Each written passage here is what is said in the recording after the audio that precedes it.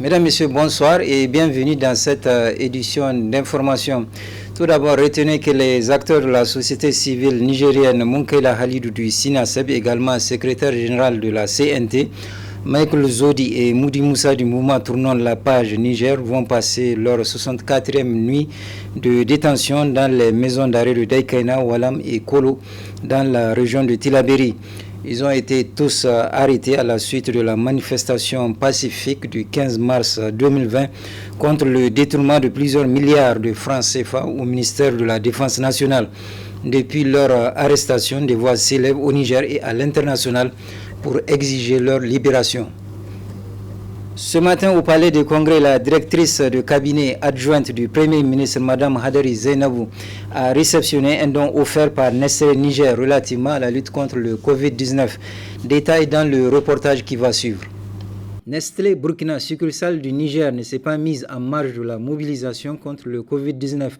Aussi, pour marquer son engagement à lutter contre le coronavirus et à promouvoir la santé et le bien-être au Niger, Nestlé Burkina, succursale du Niger, a offert un don au comité de lutte contre le Covid-19, composé essentiellement de produits Nestlé d'une valeur de 8 906 552 francs CFA au profit des populations vulnérables.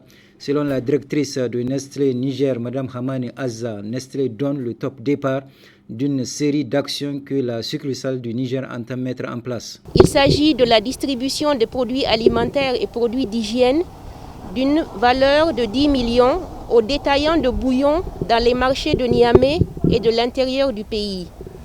La mise à disposition de masques et produits d'une valeur de 4 millions pour accompagner nos partenaires professionnels de la santé. La mise à disposition de produits d'hygiène d'une valeur de 1 500 000 au Centre national des œuvres universitaires de l'Université Abdelmoumouni de Niamey. Réceptionnant la donation faite par la succursale Nestlé Niger, la directrice adjointe du cabinet du Premier ministre, Mme Hadari Zainabou, a remercié au nom du gouvernement les donateurs. Madame la directrice, je voudrais ici vous remercier très sincèrement, vous et votre partenaire associé, pour l'effort que vous avez consenti. Mais je voudrais aussi noter avec satisfaction toutes les activités de soutien que vous projetez de faire par la suite. Je voudrais vous garantir que ce don, non seulement il est très apprécié, mais il sera utilisé dans de très bonnes conditions pour parvenir aux cibles que vous avez indiquées. Enfin, selon la directrice de la succursale Nestlé du Niger, à travers son partenaire Calizen, s'engage à assurer la disponibilité des produits afin qu'ils soient accessibles pour aider les familles et les communautés à s'alimenter sainement pendant cette crise sanitaire. Très bientôt, les croyants musulmans célébreront la fête de l'Aïd el-Fitr. Mais avant cette commémoration, les musulmans doivent prélever la Zakat el-Fitr.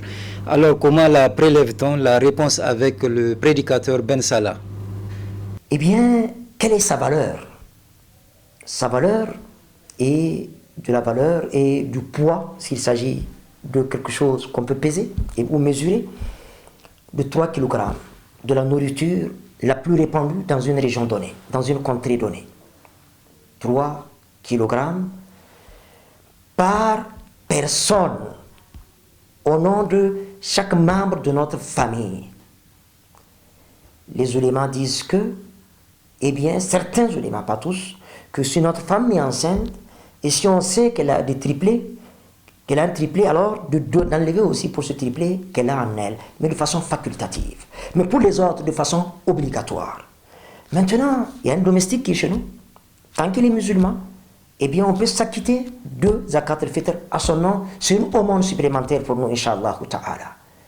Il peut s'agir de 1000, mais j'insiste sur une chose. Qu'Allah nous éclaire. Aujourd'hui, les ulémas s'accordent à dire qu'il serait bon de donner du maca, du couscous, des pâtes alimentaires. Pourquoi? Parce que c'est plus facile à préparer. Quand je donne du riz à quelqu'un avant de partir pour la fête, du mil, le temps que ce mil soit transformé, ne serait-ce qu'en fourra, qu'en mouillé, c'est pas évident, c'est pas facile. Alors que si je donne du couscous, du maca, des pâtes alimentaires, des spaghettis d'une manière générale, des pâtes alimentaires d'une manière générale, c'est facile à transformer en quelque chose de consommable. Et si par la grâce de Dieu, j'ai la présence d'esprit, de faire accompagner avec un peu d'argent, tant que j'ai les moyens, pour qu'ils puissent acheter l'huile, tous les condiments nécessaires, afin que justement, ce que j'ai donné puisse quitter la casserole et se trouver sur la table à manger. Falillah alhamd, la miséricorde d'Allah est infinie, la récompense est encore plus grande. Certains oulémas, pas certains oulémas, l'école hanafite, donc l'imam Abu Hanifa, estime que on peut s'acquitter du zakat al-fitr en offrant sa valeur en argent. Mais pour les autres écoles, pour revivifier la sunna, pour garder la sunna vivante dans les mémoires de la postérité pour l'éternité, il est mieux indiqué de s'acquitter avec des produits alimentaires. À qui zakat al-fitr est destiné? Ce sont les mêmes personnes-là, telles que citées au chapitre 9 du Coran Surat At-Tawbah, verset 60, mais en priorité, les pauvres et les indigents. C'est à eux que zakat al-fitr est destiné. Et selon les ulémas, ils estiment qu'on ne peut pas envoyer zakat al-fitr au-delà de 85 km à la ronde. 85 km à la ronde, la distance au-delà de laquelle on raccourcit les prières. Sauf bien entendu, si dans notre village, dans notre cité, dans notre lieu de résidence, il n'y a pas de pauvres du tout. C'est une très bonne chose qu'il en soit ainsi dans la Ummah de Muhammad sallallahu alayhi wa sallam. Là, on peut l'envoyer jusqu'à Bilma, si on le veut, que Dieu nous éclaire. Pour savoir comment se prépare la fête qui consacrera la fin du mois de Ramadan, nos reporters Asma Ousserdou et Cheb Guisso se sont rendus au marché pour nous faire vivre l'ambiance qui y règne. À quelques heures de la célébration de la fête du Ramadan ou l'Eid el-Fitr, dans les différents marchés de la capitale, à l'exemple du grand marché, l'ambiance est peu ordinaire. Hommes, femmes et enfants s'activent dans les préparatifs. Achat des habits, chaussures et autres accessoires pour se distinguer le jour de la fête. Je suis venue au marché avec ma maman et ma grande soeur et pour les préparatifs de la fête, pour acheter des chaussures. Vraiment, j'ai adoré, j'ai eu ce que je veux et c'est aussi cher. On est venu au marché pour payer des chaussures pour la fête. Donc vraiment, j'ai aimé le marché, même s'il n'y a pas beaucoup de nouveautés. La plupart, ce sont les anciens trucs qu'ils sont en train de revendre, vu que les frontières sont fermées, donc il n'y a pas de nouveautés. Je suis satisfaite de ce que j'ai eu. L'ambiance à 2 jours de la fête, c'est pas mal vraiment, même si le marché est encombrant, ça va dans l'ensemble. Je suis venue faire des achats avec ma soeur. En tout cas, je trouve ça magnifique. Je vois que c'est intéressant. Pour satisfaire sa clientèle, plusieurs articles sont disponibles, nous confirment les commerçants. L'ambiance, elle est là, elle est grandiose. Nous remercions le bon Dieu. Tout va bien cette année. La clientèle, elle est au rendez-vous.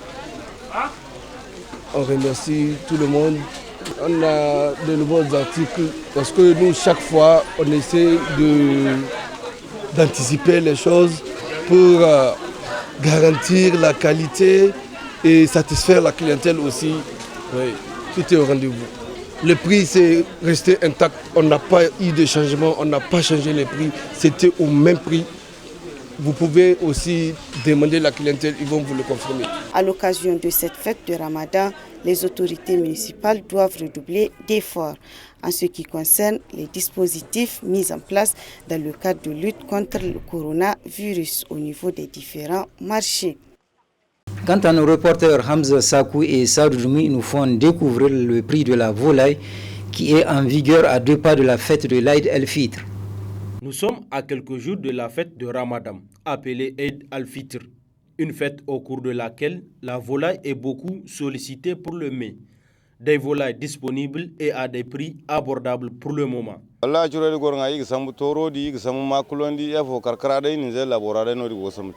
ravitaillons en volaille à partir de Torodi, Makolondi et villages environnants. Ces pentades nous reviennent entre 2250 et 3500 et nous les vendons à 3750. Le poulet aussi est vendu à 2250 voire 2500. Il y a même d'autres qui vont jusqu'à 3000 francs.